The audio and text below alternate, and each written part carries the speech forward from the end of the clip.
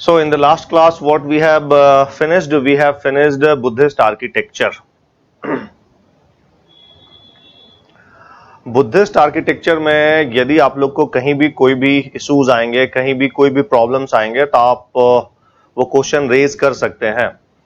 But मैंने topic कैसे cover किया थोड़ा सा आपको कंसेप्ट के बारे में बताया, और उसके बाद फिर हम लोग फैक्चुअल एस्पेक्ट में आए. फैक्चुअल एस्पेक्ट में क्यों? क्योंकि आपका जो एग्जाम का पैटर्न है, जो नेचर ऑफ द एग्जाम आप बोलिए, वो कैसा है?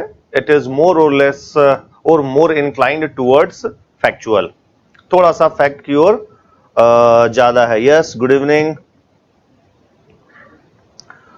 पीडीएफ शेयर कर दिया गया होगा, और नहीं किया गया होगा तो मैं दोबारा बोल दूंगा ताकि पीडीएफ आपको मिल जाए. वैसे यदि आप लोग class properly, if you all are watching my class properly and writing in your copy, तो मुझे नहीं लगता है कि फिर आपको बहुत ज्यादा पीडीएफ नोट्स का जरूरत होगा. क्योंकि कोशिश तो आप लोग यही कीजिए कि क्लास में ही आप थोड़ा थोड़ा नोट डाउन कर लो. उससे बेनिफिट क्या होगा? बेनिफिट यह है कि आप इस क्लास को इफेक्टिवली यूटिलाइज कर पाएंगे. ऑनलाइन क्लास का एक लिमिटेशन होता है कि 10 to 15 मिनट के बाद it is very difficult to fully concentrate on the class. But आप यदि थोड़ा थोड़ा लिखते रहेंगे, जो भी फैक्ट वगैरह मैं बोलता रहता हूं, तो आपको समझ में भी अच्छे से आएगा. 50 to 60% टॉपिक्स आपको क्लास में ही याद हो जाएंगे. Yes, good evening. तो ऑनलाइन क्लास का इफेक्टिव यूटिलाइजेशन यही होता है. But unfortunately most of the student ऐसा नहीं करते हैं. बट आपको करना चाहिए. If you all are serious, इस एग्जाम को सही में क्रैक करना चाहते हैं, तो ऐसा आपको करना चाहिए. तो यस, हम लोगों ने बुद्धिस्ट आर्किटेक्चर कंप्लीट किया. स्तूप, चैत्य और विहार, और उसके जितने भी डायमेंशन थे, all the dimension I have fully covered. तो आज हम लोग जो टॉपिक कवर करेंगे, यस, अमरावती स्तूपा. देखिए, अमरावती स्तूपा जो है फर्स्ट टाइम अशोका के टाइम में बना था. क्लियर? और उसके बाद फिर सातवाहना पीरियड में एक रूलर थे, उसका नाम था वासिष्ठिपुत्र पुलुमावी. उसके टाइम में ये फिर से बनाया गया, इसको एनलार्ज किया गया, बहुत बड़ा किया गया. इसलिए बहुत सारे बुक्स में आपको अशोका वाला नाम नहीं मिलेगा, मौर्यन रूलर अशोका का नाम नहीं मिलेगा. नॉर्मली सातवाहना रूलर वासिष्ठिपुत्र पुलुमावी का नाम मिलेगा. और यदि वो भी नाम मिलता है तो दैट इज ऑल्सो करेक्ट. आपके एग्जाम में नॉर्मली क्या आने के चांसेस है अमरावती स्तूपा पे? ये है कहां अमरावती स्तूपा? दूसरा, it was built in the reign of. यदि वहां दोनों ऑप्शन रहेगा, मौर्यन यानी अशोका भी रहा और द सेकेंड वन सातवाहना रहा, then you have to tick to Ashoka. और यदि अशोका नहीं है तो आपको सातवाहना के बारे में, सातवाहना को आपको टिक करना होगा. ये पहला आ सकता है. दूसरा, what was the ancient name of Dhanyakataka? Dhanyakataka का प्राचीन नाम क्या था? और वो मैंने डिस्कस किया है. दैट इज क्या नाम था? सॉरी, अमरावती का एंशिएंट नेम क्या था? तो दैट इज द धान्यकटक. बस यही क्वेश्चन आपको रह सकता है. तो यस डियर, नाउ हम लोग अपने टॉपिक स्टार्ट करते हैं. And the today's topic is temple architecture. फिर से बता दे, जो इस क्लास में आ रहे होंगे, आज जो पहली बार आ रहे होंगे, उनको तो पूरा समझ में आएगा.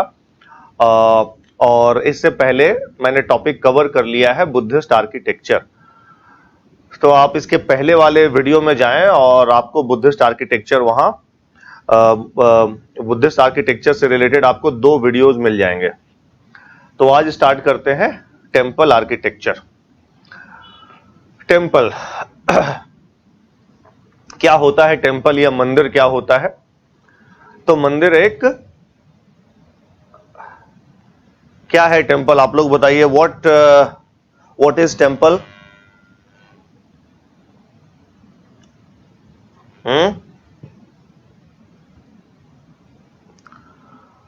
Define temple.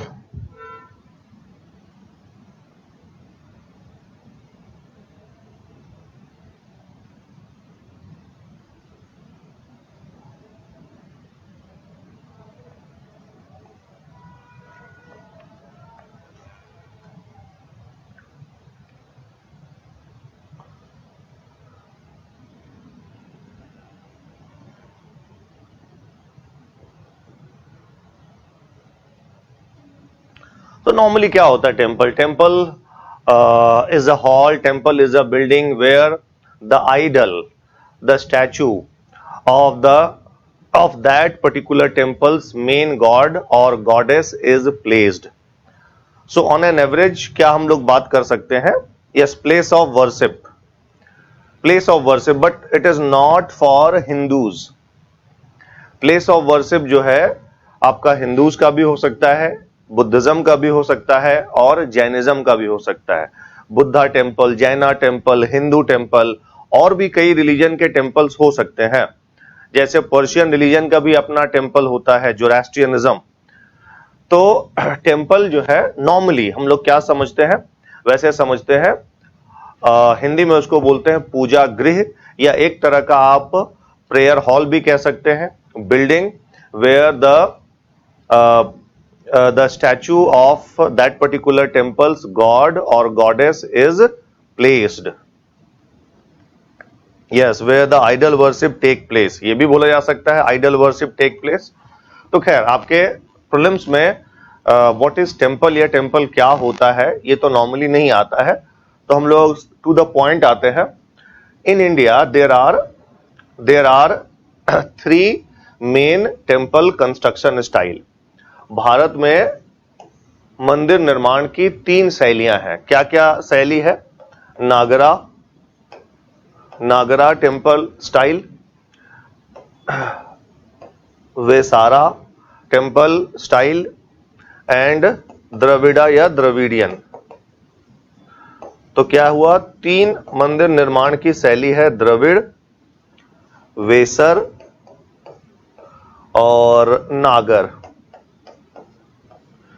3 मंदिर निर्माण की शैली है। इससे आपका क्वेश्चन रहता है नागर जो है, नागर मंदिर निर्माण की शैली ये किधर पॉपुलर है? तो आंसर है नॉर्थ इंडिया, उत्तर भारत में, नॉर्थ इंडिया। द्रविड़ मंदिर निर्माण की शैली is popular in south India, is popular in south India. और जो मिक्स्ड स्टाइल है टेम्पल कंस्ट्रक्शन का, यानी नागर और द्रविड़ का मिश्रण, the mixture of Nagara and Dravidian temple style, उसको कहते हैं वेसारा। और वेसर शैली के मंदिर आपको कहां दिखेंगे? डेक्कन में। डेक्कन मतलब हिंदी में इसको दक्कन कहते हैं, यानी विंध्यन रेंज। डेक्कन यहां लिख देता हूं, डेक्कन यहां मतलब हुआ Vindhyan range to river Krishna, या between Vindhyan range to river Krishna. उस लैंड को क्या बोलेंगे? द लैंड और the area located between Vindhyan range and river Krishna, उसको हम लोग क्या कहेंगे? उसको कहेंगे डेक्कन। तो दक्कन में वेसर मंदिर निर्माण की शैली पॉपुलर है। तो ये 3 हम लोग को पता चल गया। और यदि इससे रिलेटेड आपके एग्जाम में क्वेश्चन आया और आप रॉन्ग कर रहे हैं तो याद रखिएगा फिर आपका प्रीलिम्स निकलना डिफिकल्ट है। प्रीलिम्स निकालने के कुछ सिंपल फंडामेंटल्स हैं। क्या है सिंपल फंडामेंटल्स? नंबर 1, आपके पास एक नोट्स होना चाहिए, है ना। उसी नोट्स पर आप बार बार कंसंट्रेट करेंगे, उसी नोट्स को आप अपडेट करेंगे। आप यदि मल्टीपल टाइम्स अपना नोट्स चेंज कर रहे हैं then it is problematic, pure problematic, number 1। Number 2, previous year question paper जरूर सॉल्व कीजिए। 50 टेस्ट लगाने का कोई जरूरत नहीं है। स्टूडेंट को मैं देखता हूं कि टेस्ट ही लगाते रहते हैं बट उसके चक्कर में वो रिवाइज नहीं कर पाते हैं। 1 या 2 टेस्ट काफी होता है, टेस्ट सीरीज मैं यहां बात कर रहा हूं। और proper revision is the key. Proper आप रिवाइज कीजिए। एग्जामिनेशन हॉल में जो सिंपल फॉर्मूला है to crack the prelims examination, वो क्या है? आप एग्जामिनेशन हॉल में अपना जो इजी क्वेश्चन आया हुआ है उस इजी क्वेश्चन को रॉन्ग नहीं करेंगे।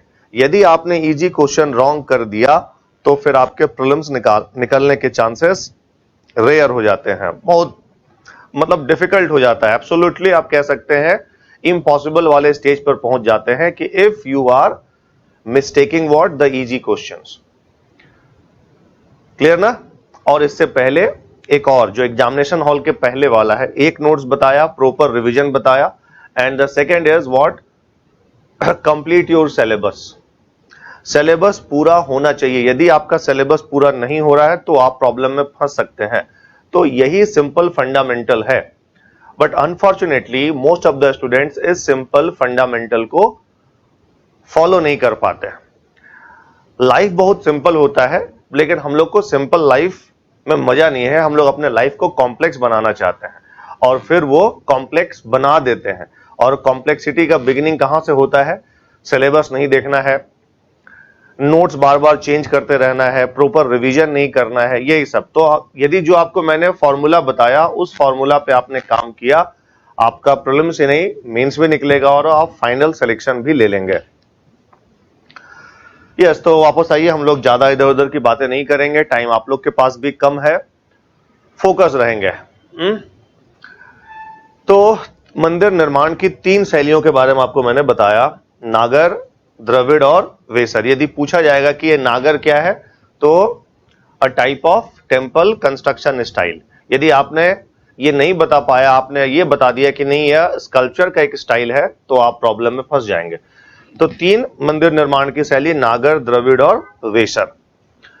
अब इसमें वैसा कुछ समझने के लिए है नहीं कि मैं आपसे पूछूं कि आप लोग को समझ में आया या नहीं। ये बड़ा सिंपल सा था। अब हम लोग स्टार्ट करने जा रहे हैं नागरा टेम्पल्स के बारे में। क्या जानना है भाई नागरा टेम्पल्स? यदि हम लोग को ये पता हो कि प्रिपरेशन कैसे करना है तो हमारा जर्नी इजी है।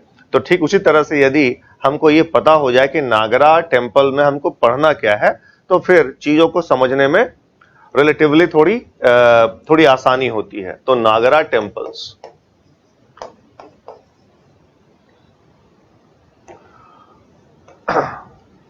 नागरा टेम्पल्स में क्या जानना है? इसके फीचर्स जानना है। नागरा टेम्पल्स की विशेषताएं क्या होती हैं? क्लियर ना?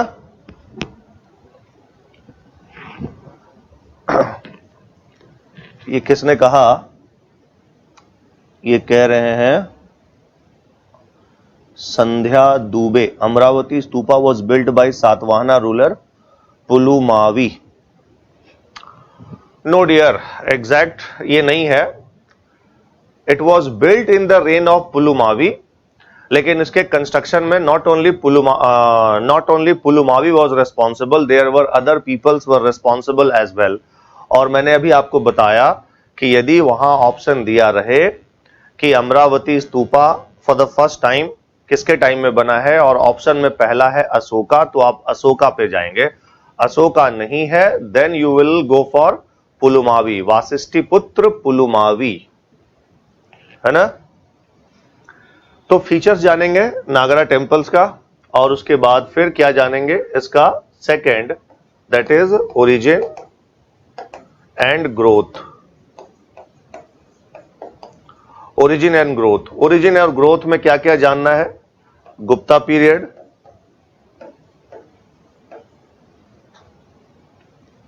क्लियर ना? और दूसरा जानना है post Gupta and early medieval age. बस आपको टेम्पल का इंपॉर्टेंस नहीं जानना है।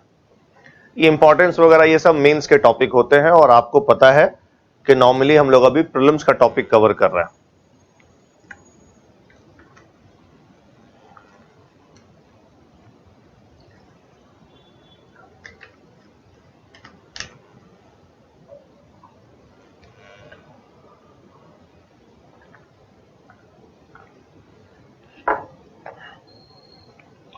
तो आप सबसे पहले समझते हैं features of what Nagara temples. पहला पॉइंट आपको पता है कि Nagara style of temples flourished in which region? तो Nagara style of temples flourished in northern part of India. तो नागर शैली के मंदिरों का विकास कहां हुआ? उत्तर भारत में हुआ। ये पहला पॉइंट है। अब देखिए क्या है, तो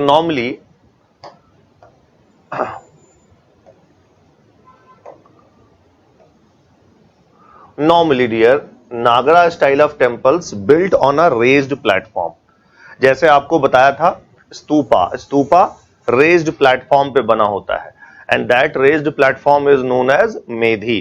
तो ठीक इसी तरह से नागरा स्टाइल ऑफ टेम्पल्स जो है built on a raised platform known as जगती या जगाती।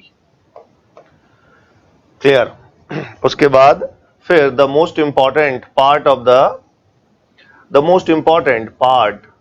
Of the Nagara temple is square shape गर्भगृह।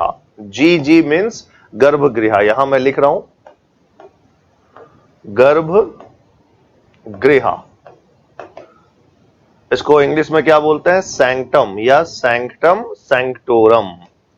सैंक्टम सैंक्टोरम गर्भगृह is the most important part, the most sacred part of the temple. ऐसा क्यों? बिकॉज द मेन गॉड और main goddess of the temple is placed in which part? The idol, the statue, clear, the image of the temple's main god or goddess is placed where? In the गर्भगृह। तो गर्भगृह मंदिर का सर्वाधिक पवित्र स्थान है। क्यों? क्योंकि यहीं पर उस मंदिर से संबंधित जो प्रमुख देवता है या फिर देवी है उसकी मूर्ति कहां रखी जाएगी? गर्भगृह में। उसके बाद वैसे गर्भगृह को कहा जाता है देवताओं का बेडरूम भी कहा जाता है एक तरह से। और उसके बाद फिर गर्भगृह के ऊपर एक वक्राकार संरचना होती है, the curvilinear structure that lies above to the गर्भगृह, उसको क्या बोलते हैं भाई? The curvilinear structure that lies above to the गर्भगृह, क्या बोलेंगे? Anybody? This is what? Curvilinear structure. इस कर्विलिनियर स्ट्रक्चर को क्या बोला जाता है? तो the curvilinear structure that lies above to the गर्भगृह इज कॉल्ड शिखर। देखे किसी ने कहा, किसी ने अभी नहीं आंसर दिया, शिखर।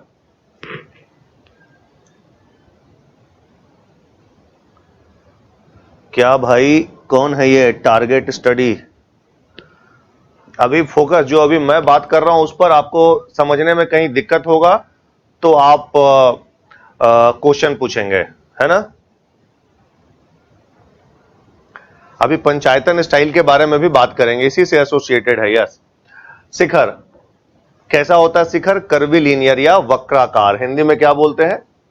वक्राकार शिखर। इंग्लिश में क्या बोलते हैं? कर्विलिनियर। कर्विलिनियर शिखर या फिर टावर, कर्विलिनियर टावर। उसके बाद ये जो सर्कुलर जो स्ट्रक्चर मैंने यहां पर बनाया है, दिस स्ट्रक्चर में be circular, may be rectangular, may be square, इसको बोला जाता है अम्लका। अम्लका। उसके बाद इसको कहा जाता है kalash. Kalash and at the top we have the flag और ध्वज। अब आपको ये सब नहीं याद रखना है। नॉर्मली आपसे पूछा जाएगा कि भाई ये the most sacred part of the temple गर्भगृह, उसके बाद शिखर कैसा होता है नागरा टेम्पल का, कैसा होता है शिखर? तो आंसर है कर्विलिनियर होता है। ये आपसे पूछा जा सकता है। उसके बाद जो रेज्ड प्लेटफॉर्म है जिस पर टेम्पल बना होता है उसको क्या कहते हैं? उसको कहते हैं हम लोग जगती या जगाती। उसके बाद फिर देखिए क्या होगा भाई, उसके बाद इन फ्रंट ऑफ द गर्भगृह एक प्रेयर हॉल बना होता है जिसको कहा जाता है मंडपम या मंडपा। मंडपा ये क्या है? एक प्रेयर हॉल है, यहीं पर डिवोटीज इकट्ठा होते हैं। नॉर्मली गर्भगृह में हम लोग नहीं जाते हैं। गर्भगृह में कौन जाते हैं भाई? गर्भगृह में कौन जाते हैं? प्रीस्ट जाते हैं जो पूजा पाठ करते हैं, है ना? और जो श्रद्धालु होते हैं वो कहां इकट्ठा होते हैं? मंडप में इकट्ठा होते हैं। तो मंडप एक तरह का प्रेयर हॉल है। और this one is the corridor. So the corridor that connects garbhagriha and mandapa is called antarala. English में इसको वेस्टिबुल भी कहते हैं। यानी गलियारा जो गर्भगृह और मंडप को जोड़ता हो, क्लियर ना, गर्भगृह और मंडप को जोड़ रहा हो, गर्भगृह और किसको, और मंडप को जोड़े, उसको हम लोग क्या कहते हैं, उस गलियारा को कहा जाता है अंतराल, अंतराल कहा जाता है। अब उसके बाद और क्या जानना है, उसके बाद जानना है इस गर्भगृह के चारों ओर प्रदक्षिणा पथ होता है, क्लियर ना, इस गर्भगृह के चारों ओर क्या मिलेगा आपको, प्रदक्षिणा पथ, हिंदी में लिख रहा हूं प्रदक्षिणा पथ। इंग्लिश में क्या बोलते हैं, इंग्लिश में आप प्रदक्षिणा पथ भी लिख सकते हैं या फिर सरकम एम्बुलेटरी पाथ, सरकम एम्बुलेटरी पाथ, प्रदक्षिणा पथ, है ना। क्लॉकवाइज हमें घूमना है, 5 बार परिक्रमा करना होगा। तो ऐसा माना जाता है कि आप मंदिर में आए हैं और जो पूजा पाठ का रिचुअल्स है उसको आपने कंप्लीट किया। केवल आप मंदिर में पूजा पाठ किए और आपने परिक्रमा नहीं किया तो इसका मतलब है आपका रिचुअल कंप्लीट नहीं हुआ है। यस तो प्रदक्षिणा पथ के बारे में बताया, इतना लंबा चौड़ा कहानी बताया। क्या याद रखना है, जगाती, गर्भगृह और वक्राकार शिखर। अभी और भी 2-4 पॉइंट जानना है अंडर फीचर्स में, अंडर नागरा टेम्पल्स। और क्या क्या जानना है, तो normally at the entry gate of the temple you will normally find the image or the statues of Ganga and Yamuna. यानी क्या, मंदिर के प्रवेश द्वार पर सामान्यतः आप गंगा और यमुना की मूर्ति देखेंगे। वैसे मंदिरों की जो दीवारें होती हैं उसको कैसे सजाया जाता है, उसको सजाने की कई विधियां हैं। एक है आप मंदिर पे कार्व्ड इमेज बना रहे हैं, यानी मंदिर के दीवारों पर आप मूर्तियां बना रहे हैं। मूर्तियां इंडिपेंडेंटली इरेक्टेड भी हो सकती हैं और दीवार के साथ लगी हुई रह सकती हैं। तो यदि दीवार के साथ लगी हुई मूर्ति है तो उसको हम लोग क्या बोलते हैं, कार्व्ड इमेज, उत्कीर्ण मूर्तियां। उसके बाद आप चित्र भी बना सकते हैं, समझ गए। और उसके बाद हिंदुइज्म से रिलेटेड मोटिव के डिजाइन भी बना सकते हैं। वो कौन कौन सा डिजाइन होता है हिंदू मोटिव्स में, जैसे swastika symbol, bell structure, clear, elephant, bull etcetera. आप इसके स्टैचू बनाइए, इसके इमेज बनाइए, कहां पर, मंदिर के दीवारों पर, मंदिर के पिलर्स में, स्तंभों पर। तो अलंकरण के लिए क्या यूज किया जाता है, डेकोरेशन के लिए तो क्या यूज किया जाएगा, स्कल्पचर, है ना। हिंदू मोटिव्स लाइक स्वास्तिक सिंबल, बेल, लोटस, ये सब हिंदू मोटिव्स है, यानी हिंदू प्रतीक चिन्ह है। इनका आप अलंकरण के रूप में प्रयोग कर सकते हैं। और भी बहुत सारे हैं, मकर तोरण भी हैं। तो खैर चलिए, ये आपको पता चल गया एंट्री गेट पे किसकी मूर्ति होती है। अब बताने जा रहा हूं नागर शैली के मंदिर में, नागर शैली के मंदिरों को प्रदक्षिणा पथ के आधार पर कितने भागों में बांटा गया है।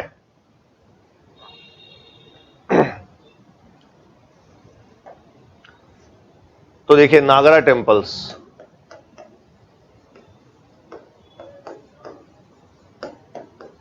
On the basis of pradakshina patha, PP means प्रदक्षिणा पथ। एक होता है निरंधारा टेम्पल।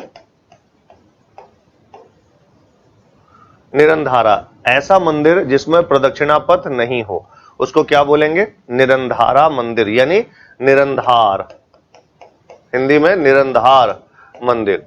एक होता है संधारा टेम्पल, ऐसा मंदिर जिसमें प्रदक्षिणा पथ हो। The temple which is consisted of circumambulatory path, उसको हम लोग बोलेंगे संधार मंदिर। और फिर एक होता है सर्वतोभद्र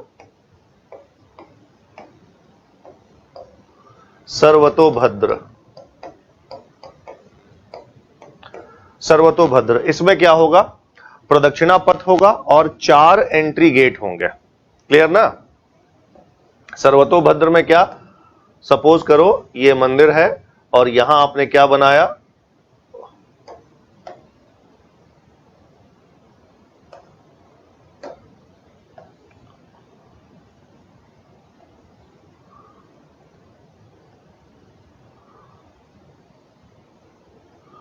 ये मंदिर का प्रवेश द्वार है, यहां मूर्ति है, भगवान की मूर्ति है, और ये जो है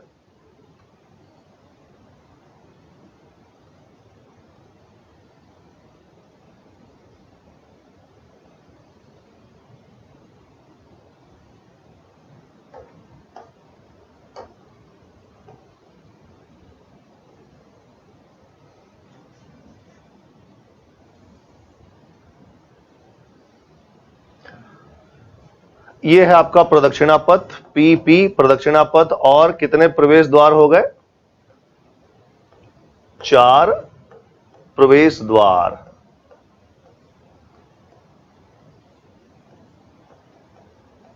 ये 4 प्रवेश द्वार हो गए। तो ऐसा मंदिर जिसमें प्रदक्षिणा पथ भी हो और 4 प्रवेश द्वार हो, तो उसे हम लोग कहेंगे सर्वतोभद्र।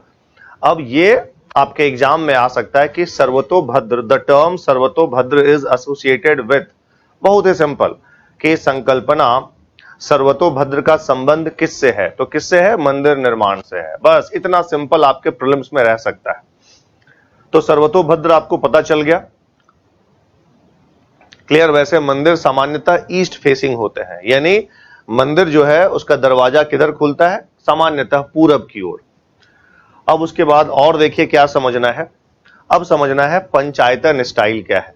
नागर शैली के मंदिरों से ही जुड़ा हुआ है पंचायतन स्टाइल, इसको भी समझिएगा, और नॉर्मली आपके प्रीलिम्स में पूछा जाएगा। पंचायतन स्टाइल इज एसोसिएटेड विथ, पंचायतन शैली का संबंध किससे है, तो किससे है पंचायतन शैली का संबंध, मंदिर से, मंदिर निर्माण से, या नागर शैली के मंदिरों से। क्या होता है भाई पंचायतन, तो कुछ नहीं, सपोज कीजिए ये एक मेन टेंपल है और उसके बाद 4 उसी टेंपल से जुड़े हुए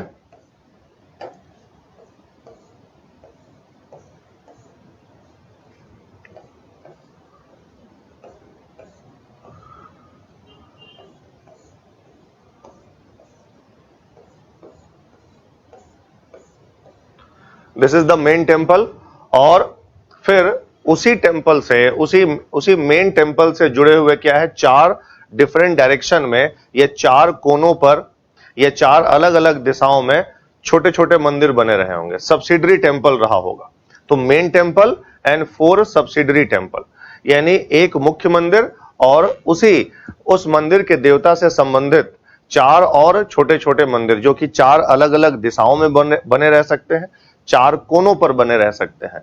तो यदि ऐसा है तो हम लोग उस टेंपल स्टाइल को क्या बोलेंगे, पंचायतन स्टाइल। बस बड़ा सिंपल क्वेश्चन रहेगा आपके प्रीलिम्स में कि पंचायतन शैली का संबंध किससे है, तो किससे है, मंदिर निर्माण से। Group of 5 temples, 1 main temple, 4 subsidiary temple.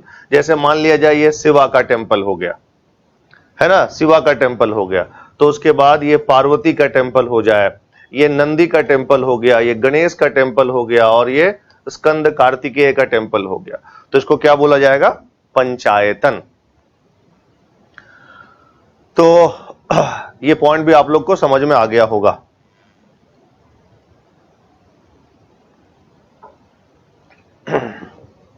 अब आइए बात करने जा रहे हैं शिखर के प्रकार, यानी टाइप्स ऑफ टावर। शिखर के प्रकार, टाइप्स ऑफ टावर्स।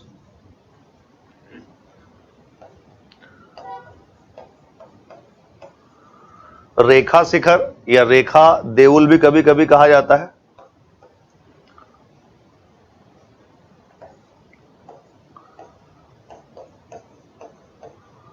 फमसना,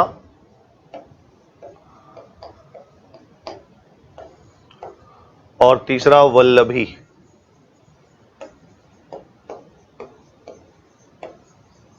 वल्लभी शिखर, ये शिखर के प्रकार हैं।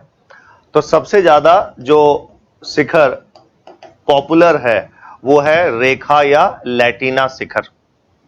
और बेसिकली यही क्या होता है, यही होता है कर्वीलीनियर, वक्राकार शिखर यही होता है। तो नागर शैली में सर्वाधिक लोकप्रिय शिखर क्या है? आंसर है वक्राकार। फमसना में क्या होता है? वक्र नहीं होता है, कर्व नहीं होता है, स्ट्रेट होता है। यानी जो the portion that lies above to the गर्भगृह वो कर्वीलीनियर नहीं होगा, बल्कि कैसा हो? स्ट्रेट हो। हम समझ गए? और फिर जाकर ऊपर में मिल जाए तो उसको हम लोग बोलते हैं फमसना। और ये जो वल्लभी होता है, वल्लभी थोड़ा सा रेक्टेंगुलर टाइप में होता है। तो खैर आपको केवल नाम जानना था यहां पर। और सबसे ज्यादा जो पॉपुलर है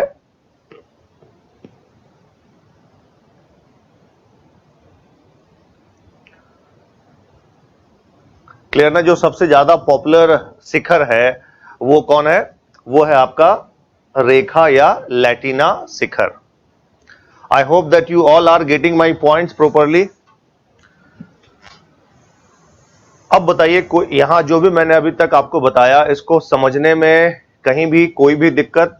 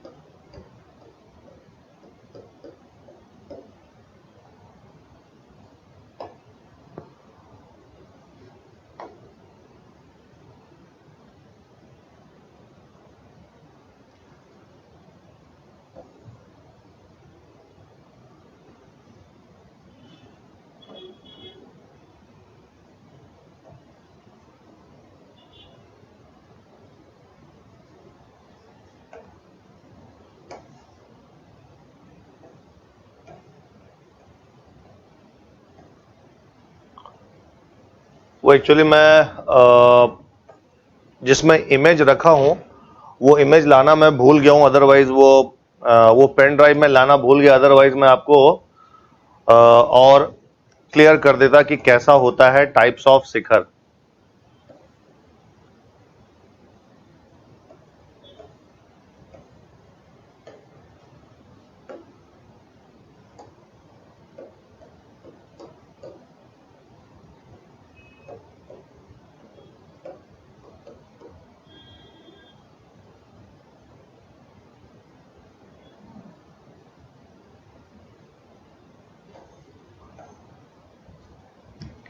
चलो नेक्स्ट क्लास में मैं वो आपको इमेज शेयर कर दूंगा तो और क्लियर होगा। लेकिन यस, आप लोग थोड़ा नागरा स्टाइल ऑफ टेम्पल्स के जो टेक्निकल एस्पेक्ट है वो आपको पता चल गया। क्या क्या पता चला? पता चला आपको टाइप्स ऑफ शिखर के बारे में जान गए, पॉपुलर जो शिखर या टावर है वो आपको पता चल गया उसका नाम। उसके बाद पंचायतन स्टाइल क्या है वो भी आपको पता चल गया। देन सर्वतोभद्र या फिर प्रदक्षिणा नागरा टेम्पल्स का classification on the basis of pradakshina पथ। नागर शैली के मंदिर प्रदक्षिणा पथ के आधार पर मैंने वर्गीकृत किया और उसमें आपको पता चल गया निरंधार मंदिर क्या होता है, संधार मंदिर क्या होता है और सर्वतोभद्र मंदिर क्या होता है, ये भी आपको पता चल गया। उसके बाद डेकोरेशन के लिए, अलंकरण के लिए किन किन तत्वों का प्रयोग किया जाता है नागर शैली के मंदिरों को सजाने के लिए, अलंकृत करने के लिए, उसके बारे में आपको मैंने थोड़ी सी जानकारी दी, डिटेल जानकारी नहीं दिया। उसके बाद रेज प्लेटफॉर्म पे बने होते हैं ये आपको बताया, गर्भगृह कैसा होता है ये बताया। फिर जो कर्वीलीनियर स्ट्रक्चर होता है, वक्राकार जो संरचना होती है कहाँ पाई जाती है, तो गर्भगृह के ऊपर हम लोग उसे क्या कहते हैं इसके बारे में बताया। मंडप का क्या उपयोग है इसके बारे में बताया। प्रदक्षिणा पथ क्या है इसके बारे में आपको मैंने बताया। ये सब आप लोग को मालूम चल गया। तो ये ऐसा आपको नागर शैली के मंदिर का जो टेक्निकल एस्पेक्ट है और जो कंसेप्चुअल एस्पेक्ट है वो आपको पता चल गया। अब बात करने जा रहे हैं क्या नागर शैली के मंदिरों का उदय और विकास, यानी ये फैक्चुअल होने जा रहा है।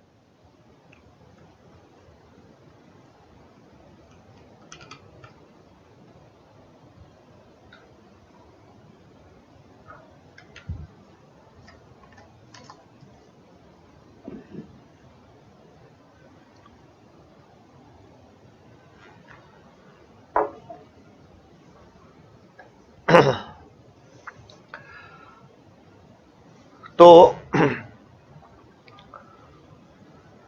मंदिर स्थापत्य कला या मंदिर निर्माण का जो आरंभिक साक्ष्य मिल रहा है, मैं बात कर रहा हूं पुरातात्विक, आर्कियोलॉजिकल, वो कब से मिल रहा है बता सकते हैं? आंसर है पोस्ट मौर्यन पीरियड से, यानी मौर्योत्तर काल से हमें मंदिर निर्माण के बारे में जानकारी मिल रही है। लेकिन हां, मंदिरों का साक्ष्य नहीं मिला है, यानी पूरा का पूरा मंदिर से रिलेटेड एक बिल्डिंग या भवन नहीं मिला है।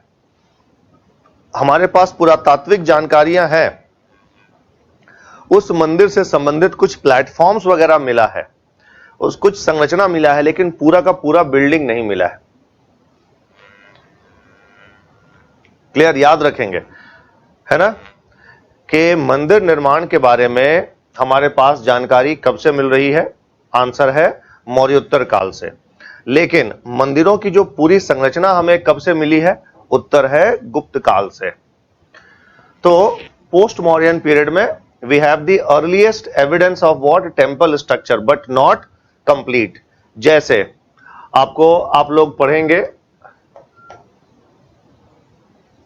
Base Nagar inscription of Heliodorus, Heliodorus का बेस नगर अभिलेख, और इसमें हेलियोडोरस क्या कहता है? अच्छा देखिए,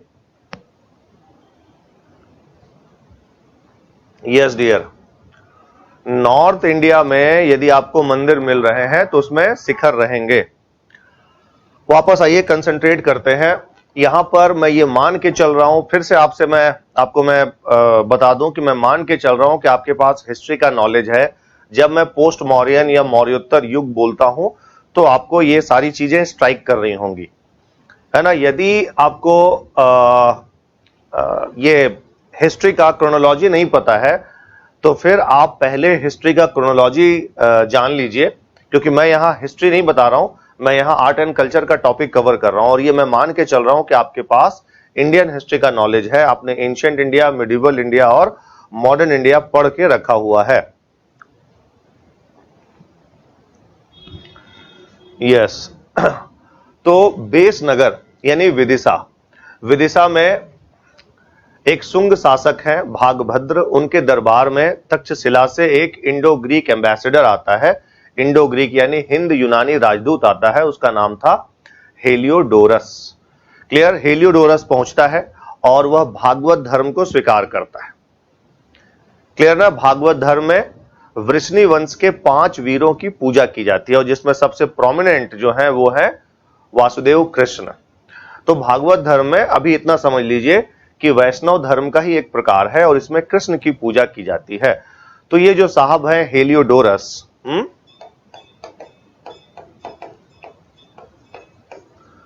हेलियोडोरस ये एम्बेसडर है, तक्षशिला से आए हैं, राजदूत हैं। ये भागवत धर्म की ओर आकर्षित होते हैं, भागवत धर्म को स्वीकार किया, और इसके उपलक्ष्य में इसने बेस नगर या विदिशा में गरुड़ ध्वज की स्थापना की, और उसमें ऐसा लिखा हुआ है कि ये जो गरुड़ ध्वज जहां उसने स्थापित किया वहां उसके समीप कौन सा मंदिर था? विष्णु का एक मंदिर था। तो यदि आप लोग विदिशा गए होंगे, बेस नगर गए होंगे, तो उस पिलर को आज खाम बाबा के नाम से जाना जाता है। उदयगिरी पहाड़ी के पास में ही है, खाम बाबा के नाम से जाना जाता है। और यदि आपने वो पिलर देखा होगा तो पिलर के पास एक क्या है? एक प्लेटफॉर्म है।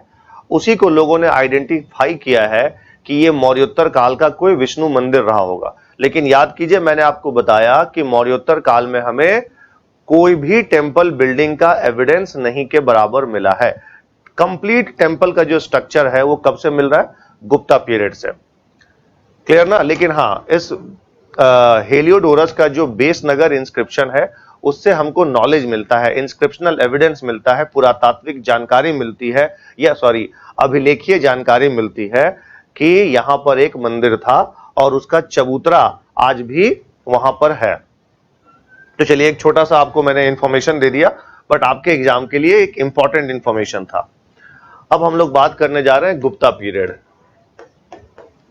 गुप्त काल में मंदिर निर्माण कला को बड़े स्तर पर बढ़ावा दिया गया। क्यों दिया गया? टेम्पल आर्किटेक्चर क्यों फ्लरिश हो रहा है गुप्ता पीरियड में? तो इसके पीछे कई सारे रीजन हैं। नंबर 1 रीजन वो ये है कि अब आइडल वर्शिप पॉपुलर हो चुका है, यानी मूर्ति पूजा लोकप्रिय हो चुकी है। और मूर्ति पूजा जब लोकप्रिय हुई है तो मूर्ति को रखने के लिए कोई आपको स्थान चाहिए, और जिस बिल्डिंग में आपने मूर्ति को रखा वही बिल्डिंग क्या हो गया? टेम्पल हो गया। क्लियर? नंबर 1। नंबर 2, जो most of the Gupta rulers हैं वो किस रिलीजन को पैट्रनाइज कर रहे थे? तो अधिकांश गुप्त शासकों ने हिंदू धर्म को बढ़ावा दिया। गुप्त राजाओं ने मंदिर निर्माण कला को संरक्षण दिया। गुप्त राजाओं ने और उसके अधीन सामंतों ने किसको संरक्षण दिया? तो मंदिर निर्माण को संरक्षण दिया, मंदिर निर्माण कला को बढ़ावा दिया। यानी the Gupta ruler and their feudals patronised, encouraged the construction of temples. Clear? फिर मंदिर निर्माण को और कौन बढ़ावा दे सकता है? जिसका थोड़ा उसमें इंटरेस्ट हो, जिसके पास पैसा हो।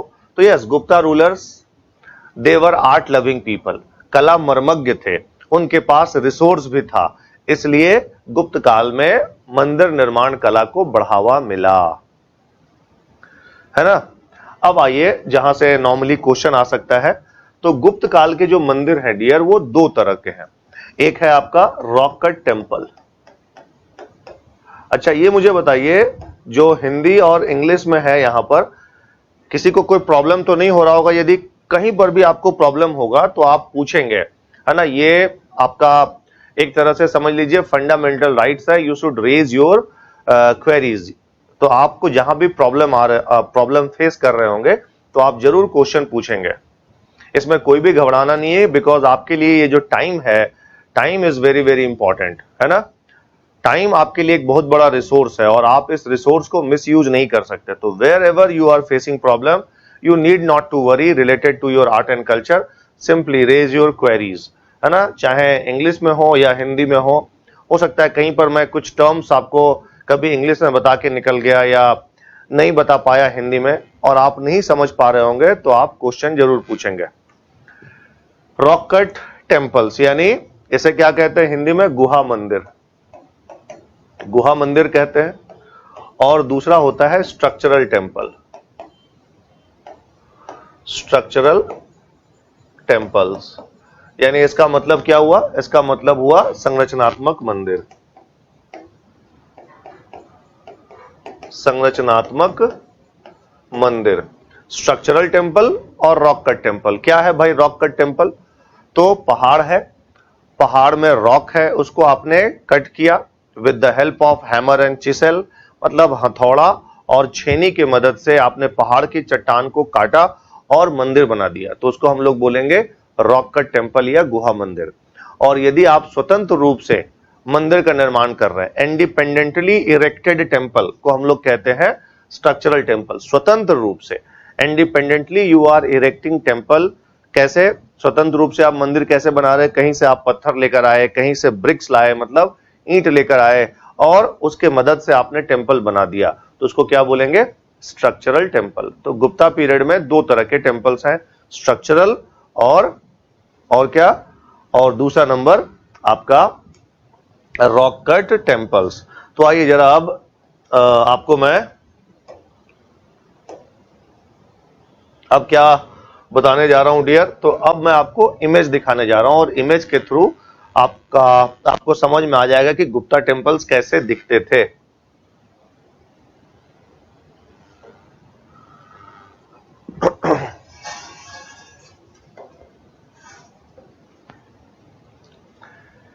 ये सब हमने अभी बात कर लिया, आपको गर्भगृह के बारे में बता दिया। गर्भगृह शिखर, आमलक, कलश, मंडप, अर्धमंडप अभी नहीं बताया, जरूरत नहीं है जानना। तो पहला आपको बताया गुप्त काल में रॉक कट टेम्पल। तो इसमें आपसे क्वेश्चन पूछा जा सकता है, ये देखिए ये गुप्त काल का एक फेमस रॉक कट टेम्पल है, बड़ा ही प्रसिद्ध गुहा मंदिर है, और इस मंदिर को हम लोग कहते हैं उदयगिरी का वराह मंदिर। उदयगिरी की गुफाएं हैं, दो जगह उदयगिरी की गुफाएं हैं। एक जो उदयगिरी की गुफाएं हैं वो है आपके ओडिशा में भुवनेश्वर के पास, क्लियर। और जो दूसरी उदयगिरी की गुफा है वो है आपके मध्य प्रदेश में, क्लियर, विदिशा के पास उदयगिरी की गुफाएं। उदयगिरी की गुफाएं जो कि ओडिशा में है, भुवनेश्वर के पास, ये मौर्योत्तर काल से जुड़ा हुआ है, यानी पोस्ट मौर्यन पीरियड का है। उदयगिरी की caves of Odisha near Bhubaneswar, and those caves were built in the reign of the Kalinga ruler Kharavela, और वो जैना केव्स है। तो हम अभी उसके बारे में बात नहीं कर रहे, बट हाँ आपको जानना चाहिए, आपको मैं होमवर्क दे रहा हूं, आप लोग जान के रखिएगा कि ये उदयगिरी और खंडगिरी केव्स, जो लोग हिस्ट्री पढ़े होंगे उनको ये पता है, जो मेरे हिस्ट्री की क्लास में रहे होंगे उनको और अच्छे से पता है। उदयगिरी एंड खंडगिरी केव्स के बारे में नॉलेज ले लीजिएगा। उड़ीसा में है, भुवनेश्वर के पास। ये जो उदयगिरी केव्स है ये मध्य प्रदेश में है, और कहां है ये? विदिशा के पास में, क्लियर। ये जो उदयगिरी केव्स है मध्य प्रदेश वाला, ये किस धर्म से संबंधित है? तो मुख्यतः हिंदू धर्म से संबंधित है। हालांकि इसमें से कुछ इस उदयगिरी की गुफाओं में हमें जैन धर्म से संबंधित भी मूर्तियां मिली हैं, बट मुख्यतः किस धर्म से जुड़ा हुआ है? Answer is Hinduism. Udayagiri caves near Vidisha. तो इस केव्स का जो सबसे इंपॉर्टेंट रॉक कट टेम्पल है वो क्या है? वराह मंदिर। उदयगिरी का वराह मंदिर, याद रखेंगे ये। उसके बाद अब मैं आपको बताने जा रहा हूं स्ट्रक्चरल टेम्पल। तो पहले थोड़ा सा एक आइडिया आपको दे देता हूं स्ट्रक्चरल टेम्पल के बारे में, उसके बाद फिर समझेंगे हम लोग।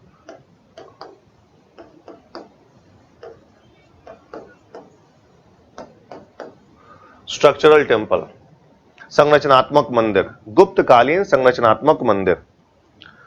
क्या जानना है इसमें? तो देखिए, पहला जो इनिशियल टेम्पल है, आरंभिक जो मंदिर है, आरंभिक इनिशियल जो स्ट्रक्चरल टेम्पल है वो कैसा है? रूफ, यानी फ्लैट रूफ, सपाट क्या है? छत, यानी इसमें शिखर नहीं है। आप और अच्छे से क्या समझ सकते हैं? नो शिखर, यानी इसमें शिखर का निर्माण नहीं किया गया है आरंभिक मंदिरों में। उसके बाद अच्छा, और इनिशियल टेम्पल में और क्या नहीं है? इसमें प्रदक्षिणा पथ भी नहीं है। नो प्रदक्षिणा पथ, पी मीन्स प्रदक्षिणा पथ। तो प्रदक्षिणा पथ का भी निर्माण नहीं किया गया है आरंभिक। उसके बाद लेटर जो बाद वाले मंदिर हैं, अब उसमें आपको क्या मिलने वाला है? उसमें आपको मिलेगा प्रदक्षिणा पथ तो मिलेगा, बट नो शिखर, शिखर नहीं है। और फिर एंड देन आफ्टर दैट, उसके बाद यानी थर्ड स्टेज में क्या हो रहा है? थर्ड स्टेज में प्रदक्षिणा पथ भी है और शिखर भी है। फर्स्ट स्टेज इनिशियली नो प्रदक्षिणा पथ, नो शिखर, यानी फ्लैट रूफ विदाउट प्रदक्षिणा पथ, क्लियर ना? शिखर नहीं है और प्रदक्षिणा पथ नहीं है। दूसरा स्टेज में, सेकेंड स्टेज में क्या हो रहा है? प्रदक्षिणा पथ तो है, लेकिन अभी भी रूफ कैसा है? छत कैसा है? सपाट है, यानी शिखर नहीं है। और तीसरे चरण में आकर क्या हो रहा है? तीसरे चरण में आकर प्रदक्षिणा पथ भी है और शिखर भी है। तो आइए अब आपको इमेज के थ्रू मैं गुप्ता टेम्पल्स का नॉलेज दे दूं। ये सांची का टेम्पल नंबर 17 है, सांची का टेम्पल नंबर 17 है। देखिए यहां पर फ्लैट रूफ है, सपाट छत है और कोई प्रदक्षिणा पथ नहीं है ना, ये याद रखेंगे आप लोग। सांची का मंदिर संख्या 17। Please wait.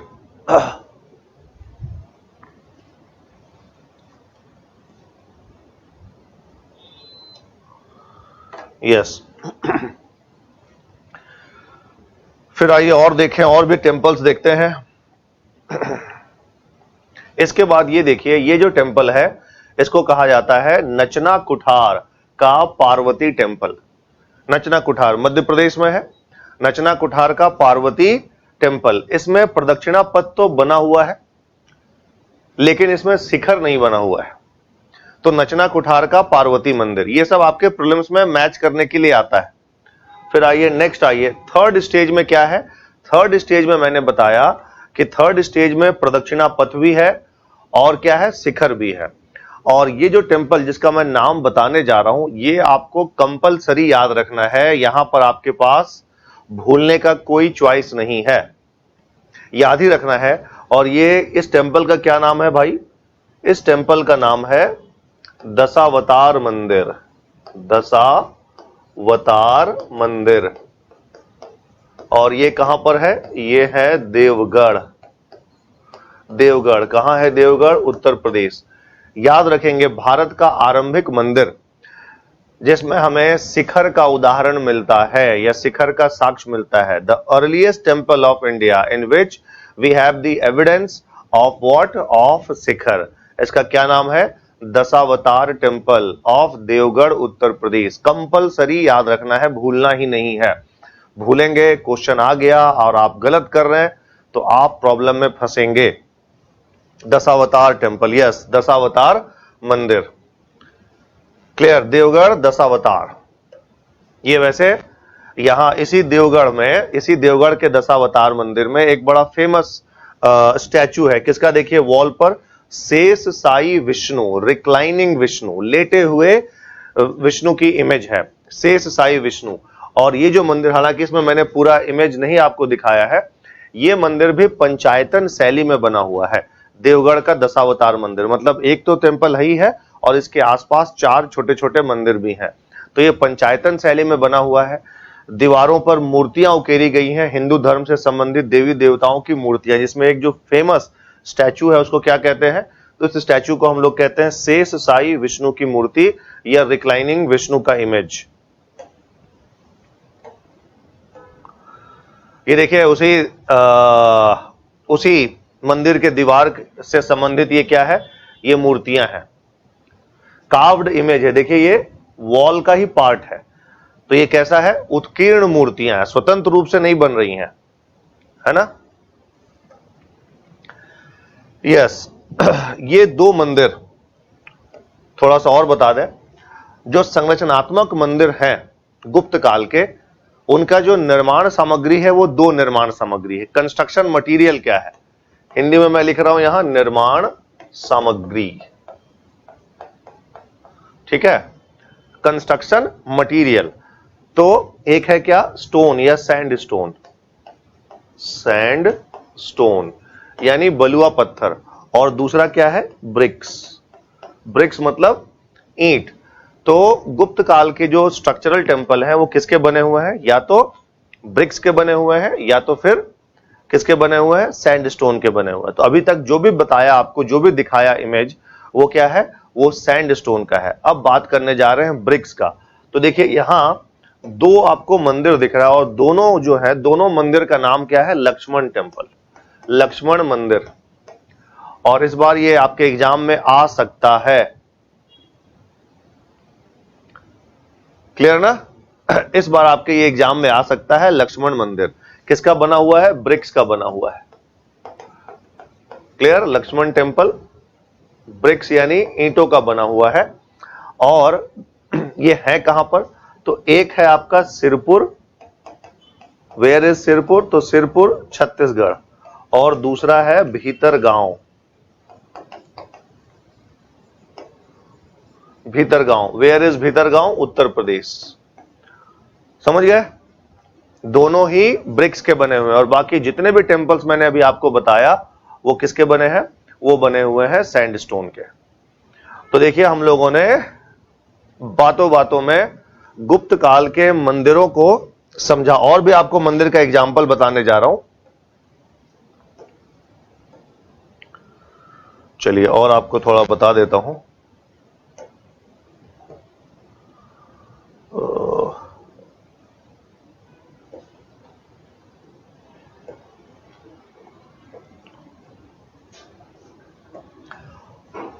गुप्ता पीरियड्स के और भी टेंपल्स का नाम बताने जा रहा हूं आपको। तो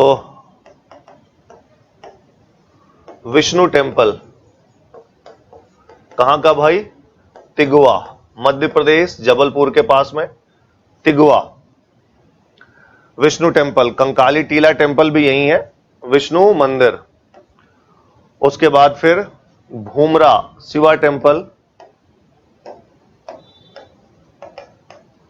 शिवा टेंपल ऑफ भूमरा।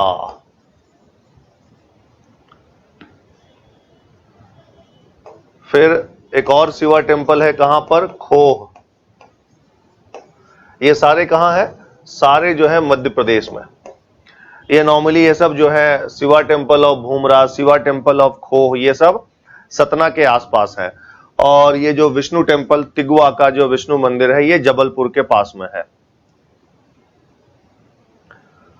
और कौन कौन सा टेंपल आपको बताया? सांची टेंपल नंबर 17 बताया, मध्य प्रदेश। उसके बाद Nachna Kuthara Parvati temple, Madhya Pradesh. Deogarh Dashavatara temple compulsory याद रखना है, Deogarh Dashavatara temple Uttar Pradesh. Varaha temple but rock cut temple है कहां? उदयगिरी, कंपलसरी याद रखना है। और जो दो ब्रिक्स मेड टेंपल है that is Lakshman temple of Sirpur Chhattisgarh और Lakshman temple of Bhitargaon Uttar Pradesh, compulsory याद रखना ही है।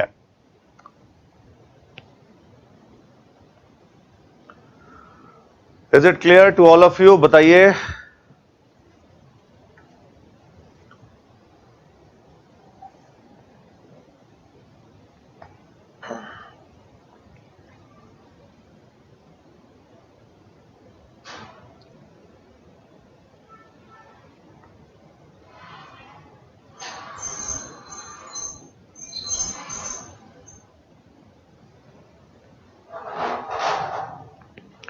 कुछ लोग बुक्स के बारे में बोल रहे हैं, तो देखिए मैं तो अभी चूंकि एग्जाम आप लोग का जून में है और मैं बुक्स नहीं सजेस्ट करूंगा आपको, मैं सजेस्ट करूंगा क्लास और जो यहां से आपको नोट्स पीडीएफ में शेयर किया गया होगा, मोर देन एनफ।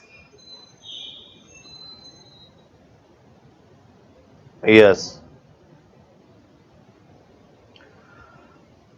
और देखिए जो जिस क्लास को मैं कवर कर रहा हूं नॉर्मली इसको माना जाता है one of the difficult topics, यानी आर्ट एंड कल्चर को। कोई एक पर्टिकुलर बुक नहीं है आर्ट एंड कल्चर में, समझ गए? हाँ, नोट्स बहुत है मार्केट में, बहुत सारे नोट्स हैं, बट आप यदि कोई एक पर्टिकुलर बुक के बारे में बात करेंगे तो वैसी कोई बुक नहीं है। यहां से जो नोट्स मिलेगा और जो टॉपिक मैं यहां कवर करूंगा आपके एग्जाम के लिए मोर देन एनफ है। क्लियर ना? आपको बस इनको बार बार रिवाइज करते रहना है। तो खैर वापस आते हैं हम लोग टॉपिक में। जो टॉपिक मैं कवर कर रहा हूं ये मैं आपको बताया कि डिफिकल्ट टॉपिक है। मेरा पर्पस यही कि थोड़ा सा आपके दिमाग में एक कंसेप्ट डालूं और उसके बाद फैक्ट के बारे में बताऊं, क्योंकि यदि केवल मैं फैक्ट बताऊंगा तो फिर आपको वो टॉपिक याद रखने में प्रॉब्लम होगा, है ना?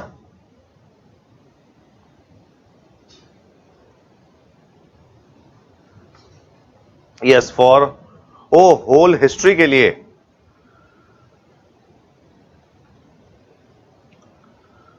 आर्ट एंड कल्चर के लिए नहीं। तो यस, बहुत सिंपल है। मॉडर्न इंडिया यदि आपको पढ़ना है, यदि आप नेक्स्ट ईयर एग्जाम प्रिपरेशन कर रहे हैं तो पहले आप स्टार्ट करो old NCERT. Modern India for written by Bipin Chandra, medieval India written by Satish Chandra और ancient India written by RS Sharma. Clear? इतना आप पढ़ लेंगे, उसके बाद फिर आप कांटेक्ट करेंगे तो फिर इसके बाद मैं आपको बुक्स के बारे में बता दूंगा। बट फर्स्ट ये 3 बुक कंपलसरी आपको पढ़ना है। Ancient India written by RS Sharma, medieval India written by Satish Chandra और modern India written by Bipin Chandra. Yes dear, तो आइए हम लोग नेक्स्ट फेज के बारे में बात करने जा रहे हैं। और अब पोस्ट गुप्ता और अर्ली मिडिवल पीरियड में है हम लोग। Post Gupta period and early medieval India. यहां हमें क्या क्या देखना है?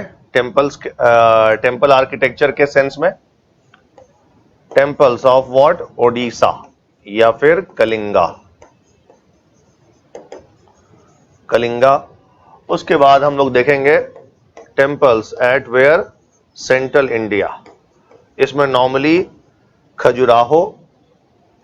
खजुराहो और ग्वालियर के टेम्पल्स को समझने का कोशिश करेंगे। और उसके बाद third, temples of Rajasthan and Gujarat, इसको हम लोग समझेंगे। Temples of Rajasthan and Gujarat. But इसके पहले कुछ 2, 4, 5, 10 क्वेश्चंस हम लोग जरा देख लें।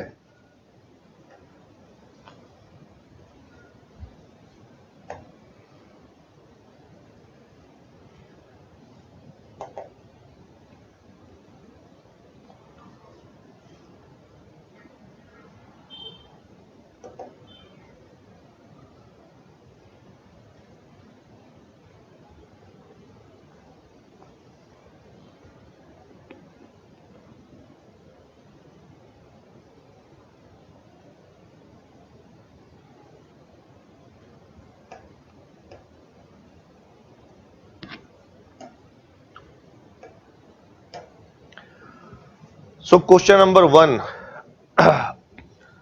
with reference to the cultural history of India, the term Panchayatana refers to।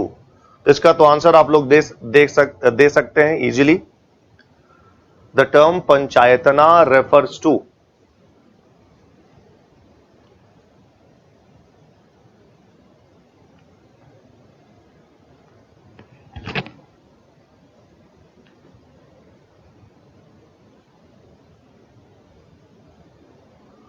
Yes, किसने दिया है? Adarsh Shrivastava, Saubhagya Tiwari.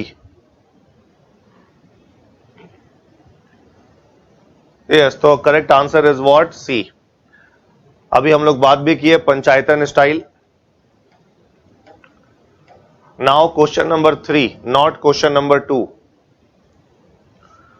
The Nagara, the Dravida and the Vesara are. Nagara, Dravida और वेसर हैं।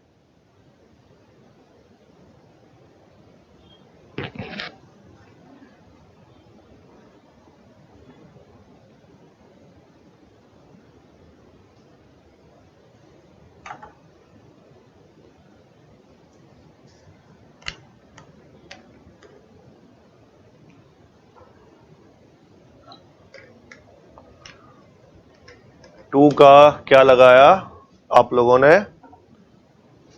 3 का लगाया है C. Yes, 3 main styles of Indian temple architecture. Yes, तो 3 का आंसर है सी। वेरी गुड, 3 का C. Now coming to the question number 4, which of the following statement is correct about the Nagara style of architecture?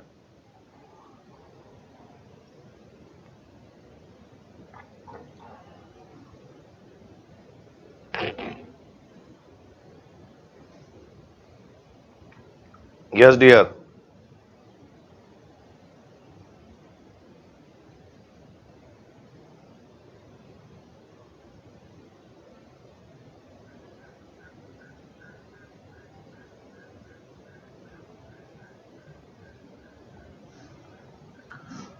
Question number 4 का सी लगा दिया।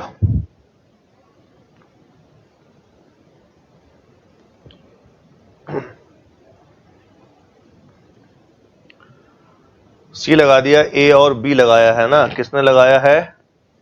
नम्रता। अवनी सी, ए कौन है भाई? मेघल, यस। तो देखिए अभी तक अब आइए इस पे, क्योंकि ये क्वेश्चन का आंसर कुछ लोग नहीं दे पा रहे होंगे, इसलिए नहीं दे पा रहे हैं, घबराइएगा नहीं, क्योंकि अभी आपको द्रविड़ मंदिर के बारे में मैंने बताया भी नहीं है। द्रविड़ के जो मंदिर हैं, यानी जो साउथ इंडिया में टेम्पल्स होते हैं, वो किस लिए फेमस है? वो अपने विमाना के लिए फेमस है। वहां जो शिखर होता है उसको विमान कहा जाता है, और हाई वॉल्स, चारों ओर मंदिर दीवारों से घिरा रहता है। कल आपको पता चल जाएगा, बहुत इजी है ये सब। और गेटवे या गोपुरम के लिए, तो गोपुरम और विमान आपको कहां नहीं दिखेगा? खास करके गोपुरम और हाई वॉल कहां नहीं दिखेगा? ये आपको नागर शैली के मंदिर में नहीं दिखेगा। तो बी नहीं है, तो आंसर है A, known for what? Square sanctum सैंक्टोरम।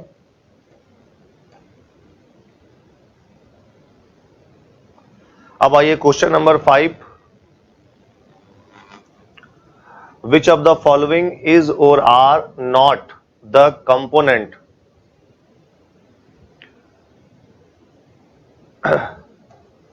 which of the following is or are not the component of Nagara style of architecture? Hindi में क्या लिखा हुआ है? हिंदी में लिखा हुआ है कि निम्नलिखित में से कौन वास्तुकला की नागर शैली का घटक नहीं है?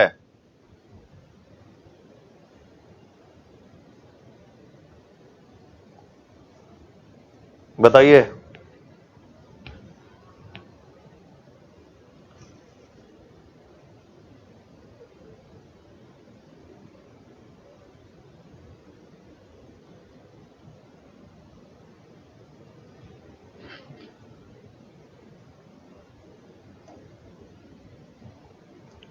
क्वेश्चन नंबर 5 का सी आपने लगाया है। एक्चुअल में जो यहां क्वेश्चन होना चाहिए डियर, वो क्या होना चाहिए?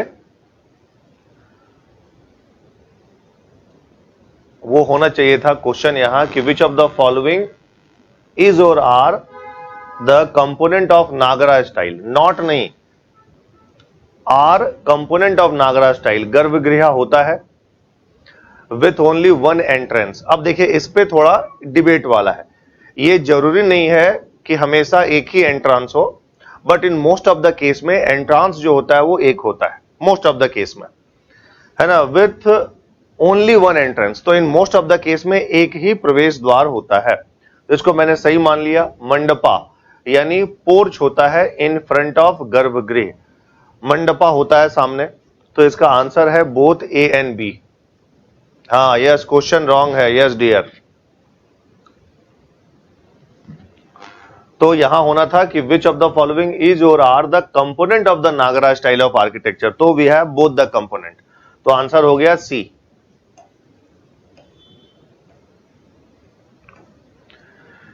यस, तो बाकी के क्वेश्चंस हम लोग कल कवर करेंगे, क्योंकि अभी ओडिशा के टेम्पल्स के बारे में हमने बात नहीं किया है, अभी सेंट्रल इंडिया के टेम्पल्स के बारे में बात नहीं किया, अभी राजस्थान और गुजरात के टेम्पल्स के बारे में बात नहीं किया। तो आइए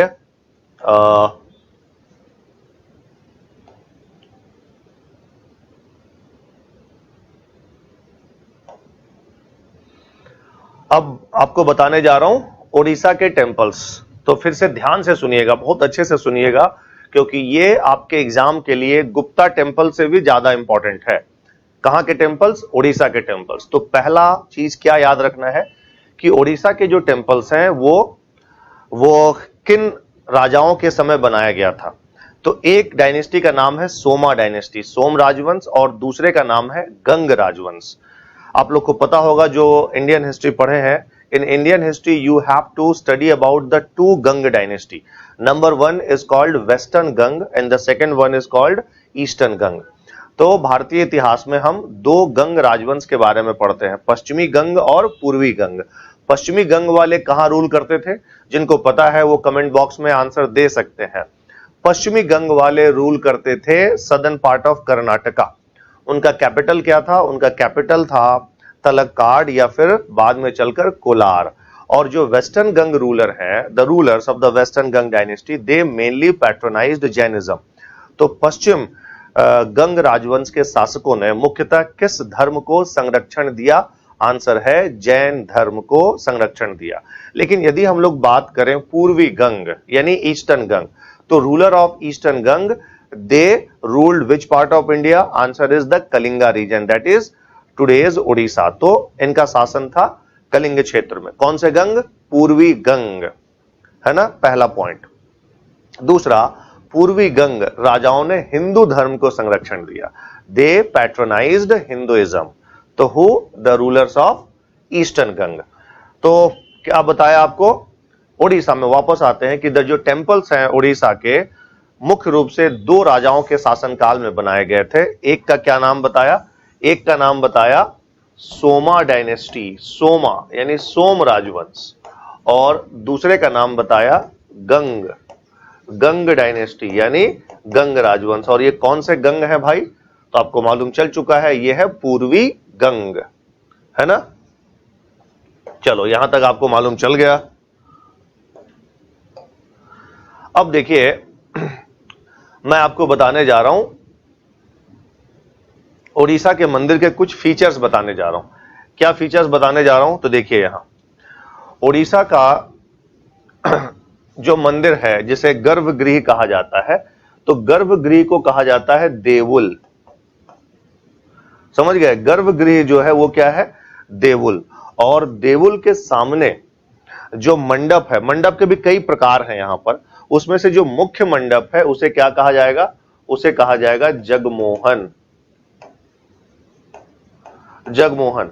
और उसके बाद उसके सामने और भी कई मंडप रहेंगे, जैसे नाट्य मंडप या नाट्य मंदिर, नाट्य मंडप।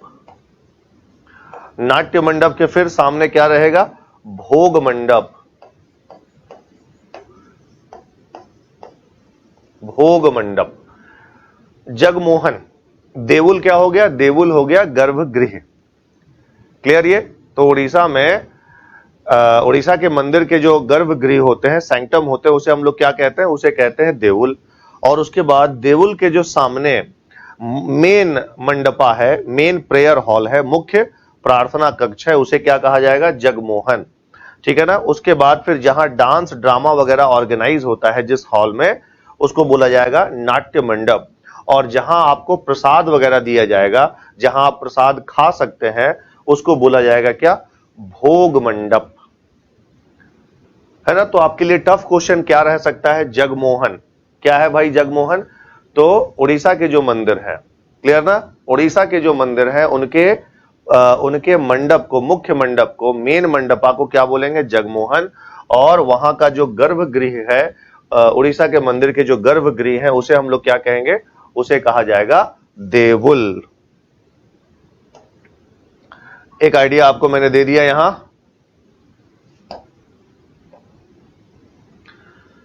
है ना। जगमोहन, ये देखिए यहां हो गया, ये हो गया देवुल, ये हो गया जगमोहन, ये हो गया नाट्य मंडप या नाट्य मंदिर, और ये हो गया क्या?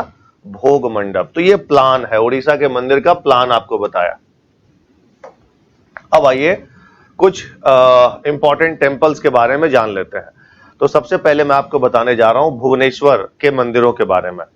भुवनेश्वर के जो टेंपल्स हैं, it was mainly built by the rulers of the Soma dynasty. Soma राजाओं के शासनकाल में भुवनेश्वर के मंदिरों का निर्माण हुआ। भुवनेश्वर में बहुत सारे मंदिर हैं। भुवनेश्वर को इनफैक्ट कहा भी जाता है मंदिरों का नगर। क्लियर ना? मंदिरों का नगर, द सिटी ऑफ टेंपल्स। और भी बहुत सारे इंडिया में ऐसे शहर हैं जिन्हें हम लोग कहते हैं सिटी ऑफ टेंपल्स। उसमें से एक है कौन? भुवनेश्वर।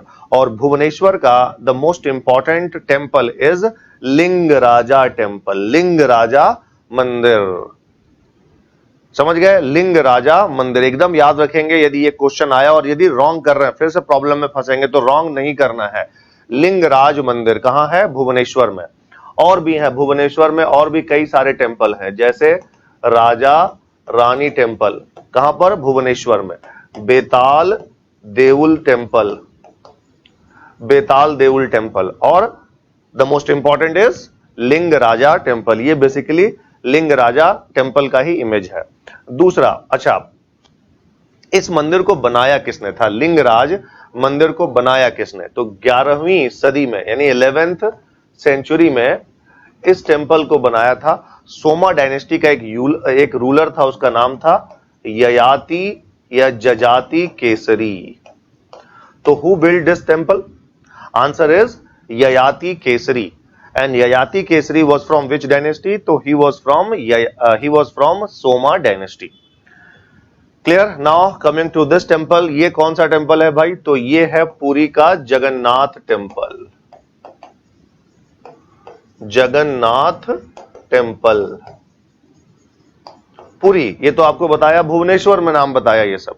ये पुरी का जगन्नाथ मंदिर है ना? और पुरी का ये जगन्नाथ मंदिर है। और इस टेम्पल को बनाया किसने? तो 11th सेंचुरी में बनाया अनंत वर्मन गंग ने, Anant Varman Ganga. In fact Anant Varman was the founder of Ganga dynasty of Kalinga. तो पुरी का जगन्नाथ मंदिर कोस्टल एरिया में है, ये पुरी का जगन्नाथ मंदिर। और वेरी वेरी इंपॉर्टेंट, याद रखेंगे किसने बनाया, रूलर का नाम भी याद रखना है आपको यहां पर। तो who build? Anant Varman Ganga. In which century? 11th century. चलो यहां तक बता दिया।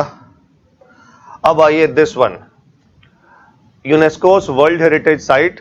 13th सेंचुरी में ये टेम्पल बनता है और इस टेम्पल को हम लोग कहते हैं सन टेम्पल, कोणार्क का सन टेम्पल। तो कोणार्क इज अ प्लेस, है ना? और यहां पर क्या बना भाई? यहां पर बना ये सूर्य मंदिर। कब बना? 13th सेंचुरी में।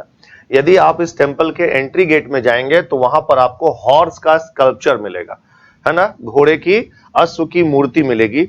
और ऐसा आपको लगेगा कि यार ये टेम्पल को पुल कर रहा है, खींच रहा है। कौन भाई? घोड़ा।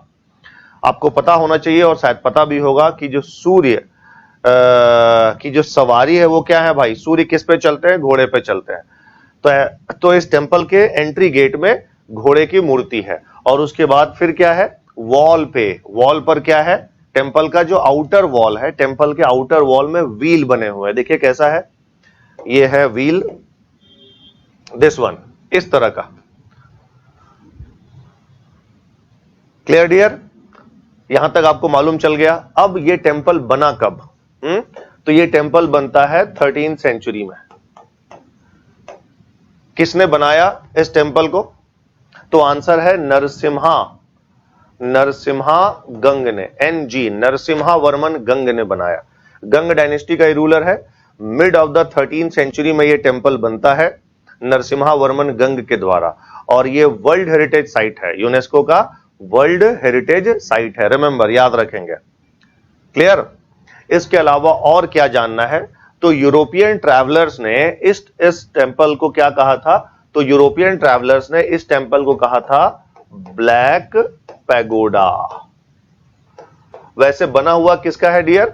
तो ये ग्रेनाइट का बना हुआ है ना? लेकिन दूर से यदि आप सी के थ्रू वॉयस कर रहे हैं, समुद्र में यात्रा कर रहे हैं, तो दूर से देखने में ये कैसा दिखता है? थोड़ा ब्राउन या काला जैसा दिखता है। क्लियर ना? काले रंग जैसा दिखता है। इसलिए इसको यूरोपियन ट्रैवलर्स ने क्या बोला था? इसको यूरोपियन ट्रैवलर्स ने बोला था ब्लैक पैगोडा। तो क्वेश्चन आपको आता है कि किस टेम्पल को ब्लैक पैगोडा कहा जाता है? कब बना ये टेम्पल, है ना? यूनेस्को का वर्ल्ड हेरिटेज साइट है या नहीं? किसने बनाया? किस डायनेस्टी के रूलर ने बनाया? ये सब मैंने आपको बता दिया। तो now is it clear to all of you?